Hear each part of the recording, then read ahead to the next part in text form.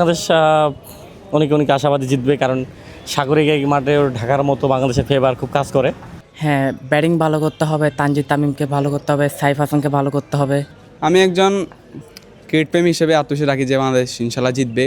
আসলে তো আমরা 270 থেকে 290 রান হলে আমরা ভালো কিছু প্রত্যাশা করতেছি। মিরাজ আসলে অধিনায়কত্ব আমাদের আসলে ভালো লাগে না তার। বাংলাদেশ যদি স্টার্টিংটা ভালো করে, ওপেনিংটা ভালো করে, আশাবাদী এমএসে উইনিং করা কোনো ব্যাপার না। মিরাজ ক্যাপ্টেন্সি ভালো, কারণ সিরিজ আগেও জিতছে মিরাজ পাকিস্তানের সাথে, তা ভালো করবে। বাংলাদেশ অনেক অনেক আশাবাদী জিতবে, কারণ সাগরিক এই মাঠে ঢাকার মতো বাংলাদেশের ফেভার খুব কাজ করে।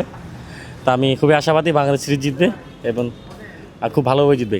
এবার চট্টগ্রামের মানুষ তার বোলিং গতি, তার সেই দুর্দান্ত বোলিং দেখার জন্য অপেক্ষা আছে, সেটাই দেখবো চট্টগ্রামে। তো ভাই কম বেশি পড়বেই, তবে তারা অভ্যস্ত তারা তাদের সেরাটা মাঠে দিবে, অনেক ভালো করবে। মিরাজ ক্যাপ্টেন্সি ভালো, কারণ সিরিজ আগেও জিতছে মিরাজ পাকিস্তানের সাথে, তা ভালো করবে। আমি একজন ক্রিকেট প্রেমী হিসেবে আত্মবিশ্বাস রাখি যে বাংলাদেশ ইনশাল্লাহ জিতবে।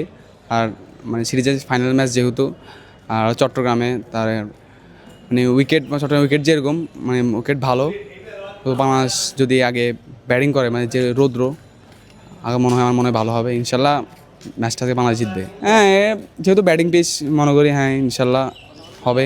যদি ব্যাটসম্যানরা উইকেট ধরে রাখতে পারে, টপ অর্ডাররা ভালো কিছু করতে পারে, মিডল অর্ডারে ভালো কিছু করতে আরও প্রত্যাশা করি। আমি বলবো তানজিদ তামিম, সাইফ ওরা যদি একটু ভালো করে দলের জন্য খেলে, আর ক্যাপ্টেন মেহেদি মিরাজ যদি একটু ভালো সঙ্গে দেয়, একটু মানে যদি ব্যাটিং মানে আসে, যদি ভালো ব্যাটিং করে দলের জন্য ভালো কিছু করতে হবে। হ্যাঁ, বর্তমানে বাংলাদেশের বোলিং লাইন আপ অনেক ভালো।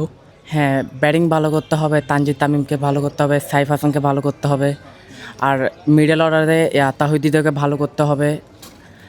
আশা করি এই ম্যাচটাও ভালো করবে। প্রথম 2 ম্যাচ অনেক ভালো করছে। এটা 300 থেকে 350 উইকেট আমরা যা সবসময় দেখি। আসলে তো আমরা 270 থেকে 290 রান হলে আমরা ভালো কিছু প্রত্যাশা করতেছি। মানে ম্যাচটা আমাদের দিকে আসবে 95%। এটা তো আসলে আমাদের জন্য সিরিজ নির্ধারিত কথা খুব ইম্পর্টেন্ট, কারণ এটা আপনার ওডিআই পয়েন্ট টেবিলের একটা ব্যাপার আছে, হিসাব নিকাশ আছে। এই কারণে এটা আমাদের জন্য মানে সিরিজটা যেটা আমাদের জন্য খুব গুরুত্বপূর্ণ। খুব মিরাজ আসলে অধিনায়কত্ব আমাদের আসলে ভালো লাগে না তার, মানে তার অধিনায়কত্ব আমাদের পছন্দ না।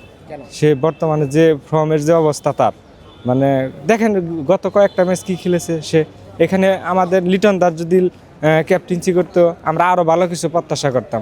লিটন দাস, শান্ত, সাইফ হাসান, এদের এটা আমরা আসলে বেশি আশা করতেছি। তার বোলিং অ্যাকশন তো অনেক সুন্দর। সে গত ম্যাচে 5 উইকেট পেয়েছে, আশা করি আজকেও সে ভালো করবে, এটা আমাদের প্রত্যাশা।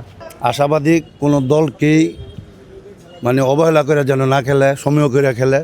300 হোক বা 310 হোক বা 280 হোক, ম্যাচকে প্রায়োরিটি দিয়ে খেলতে হবে। প্রায়োরিটি দিয়ে খেললে যে কোনো জিনিসকে অসম্ভবকে সম্ভব করা যায়। আমি মনে করি যে যদি আগে নিউজিল্যান্ড 300 বা তার কিছু কম বা বেশি রান করে, বাংলাদেশ যদি স্টার্টিংটা ভালো করে, ওপেনিংটা ভালো করে, আশাবাদী এমএসে উইনিং করা কোনো ব্যাপার না। তবে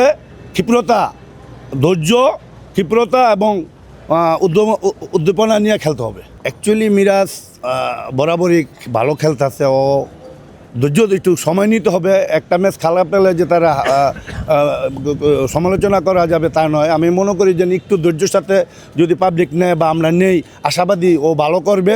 যেহেতু ও বোলিং ব্যাটিং দোনোটাই ওর মধ্যে আছে, আশাবাদী ও ভালো করবে ভবিষ্যতের জন্য। সৌম্য সে বিচার, সে পরীক্ষা সে ভালো আগেও দিয়েছে। আশাবাদী সৌম্যকে আমি নিজেও পার্সোনালভাবে আমি চাচা ডাকি, সৌম্য চাচা করে ডাক দিয়ে ও আমাকে একটু রেসপন্স করে। আমি বলছি চাচা তুমি একটু ধৈর্য ধরে খেলো, ধৈর্য ধরে খেললে তুমি যখন ব্যাটিংয়ে সেট হয়ে যাবে দেখবা যে তুমি ভালো করবা। তো আশাবাদী যদি সৌম্য আজকা দলে থাকে, তবে আশাবাদী যে একটা ভালো রান করবে এবং সে সক্ষম মানুষের মধ্যে যে সমালোচনাটা আছে সে জবাবটা সে ইনশাল্লাহ দেবে। নাহিদ রানা বা ওই শরীফুল ওরা বরাবরই ভালো করতেছে।